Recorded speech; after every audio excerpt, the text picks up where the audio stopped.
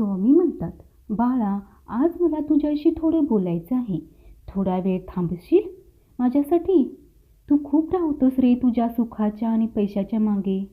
पण तरीही रोज रात्री उशीवर डोकं टेकल्यावर तुला रिकामं का वाटतं?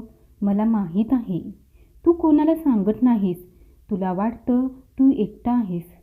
अरे, ज्याच्या डोक्यावर साक्षात ब्रह्मांड नायकाचा हात आहे, तो एकटा कसा असू शकतो? लोक तुला सोडून गेले असतील. जाऊ दे त्यांना. ज्यांनी तुला पायाखालची माती समजून तुडवलं त्यांनाच तुला एक दिवस डोक्यावर घ्यायला लावेन. फक्त तू हिंमत हरू नकोस. तुझ्या प्रत्येक संकटाची ढाल मी बनलोय. तू सगळं ओझं माझ्या पायावर सोडून दे. भिवू नको. मी तुझ्या पाठीशी आहे.